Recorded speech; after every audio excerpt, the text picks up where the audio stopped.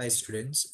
So another the advanced topic from redox reactions, that is back titration, right? So let's talk about back titration. So basically, what is back titration?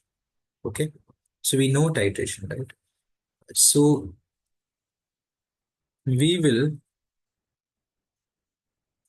back.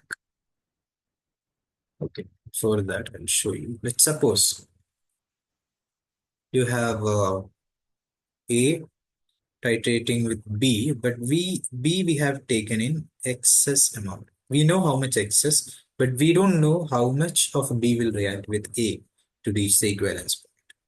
We get some products, suppose, right? Now, right? So what we will do is after doing this titration, the first one, this first titration, after we doing this, we will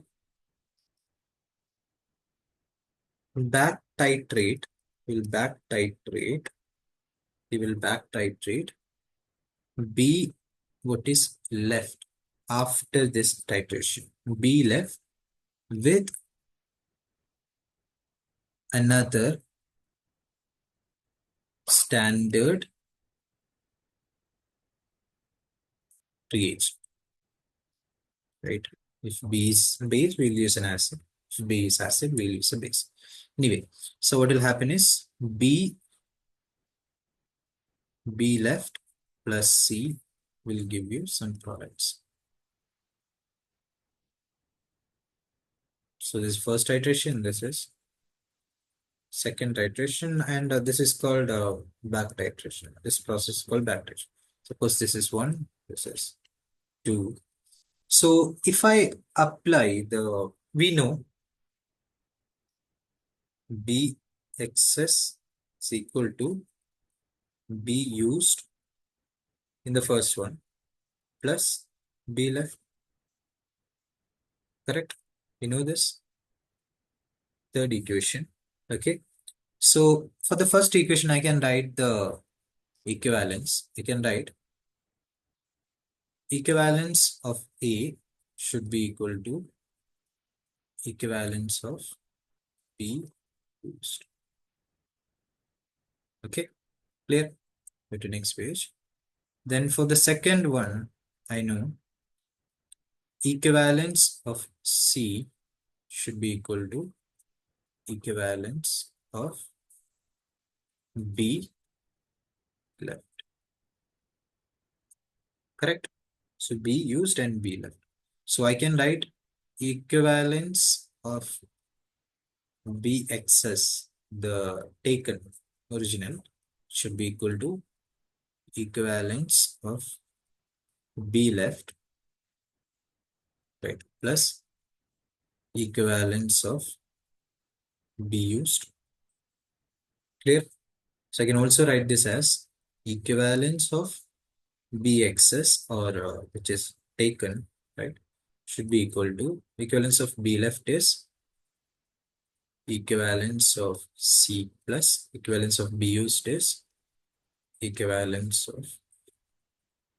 So back titration is this symbol, okay, nothing else. So yeah, theory anyway, it is very simple to understand, very simple to do, very simple formula. Now let's discuss a question. Let's discuss a question. Question is 50 gram of calcium hydroxide sample, right? Sample is dissolved. So back titration is mainly used for, I can write that. Mainly used for finding percentage purity, something we learned in volcanism. So in this particular question, we are coming into that part. Dissolved in 50 milliliter of 0.5 normal HCl solution.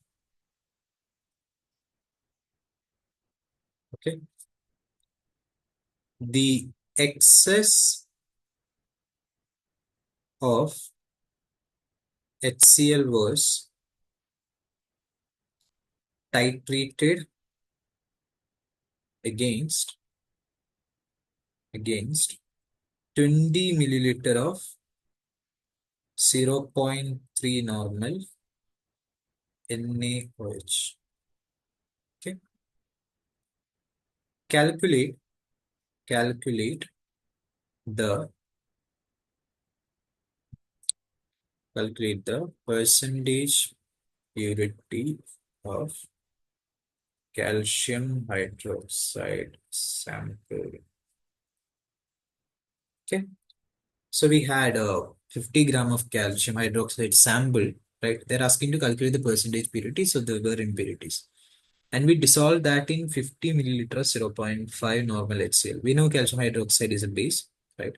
And HCl is strong, so strong base and strong acid. So some part of HCl got neutralized. Excess of HCl, whatever that was, that solution, what we do is we titrated it against 20 milliliter of 0.3 normal NaOH. Okay, so we need to calculate the percentage purity of CH. So we'll use the back titration. There was back titration we did with HCl.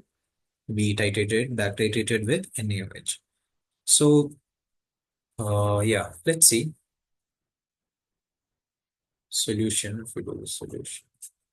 50 milliliter of 0.5 normal HCl, which is 25 milliequivalents. Millimoles, milliequivalents, no, in factor is 1, so it doesn't matter, right? Now, you can write equivalence of HCl left will be how much? Because of the NaOH, right? So equivalence of NaOH. So that will be 20 multiplied by 0.3 milliequivalents, which is 6 milliequivalents, right? Keep this in mind. Now, if I apply for the first one, 50 gram, I have 50 gram, correct? So, yeah, 50 milliliter. So I can write HCl used. How much is HCl used? 25 was total, 6 is left. So 25 minus 6, sorry, 6 should be 19 milliequivalent. And I can write equivalence of HCl used should be equal to equivalence of calcium hydroxide, correct? And that is 19 milliequivalents. And that is also equal to, let's say there are in the 50 gram, you have X gram of calcium hydroxide pure. So X divided by, right? X divided by what is the weight of calcium hydroxide? 40 plus 34 or 74 multiplied by 2 in factor. Okay, clear? So you will get this. Now, yeah, so this is 19 milli equivalent. This is equivalence. So I can convert the milli equivalent into equivalent. So that will be 1000. So from here, you can calculate X is equal to 37 multiplied by 19 divided by 1000 come as 0.703 gram, right? So that is the weight of calcium hydroxide in the sample. So what is the percentage purity? Percentage purity, you will get it as 0.703 divided by 50 multiplied by 100, okay? Which you will get around 1.4 percentage, 0.406, but 1.4 percentage. So I hope the both back titration and this how we solved the question was understood for you and easy for you.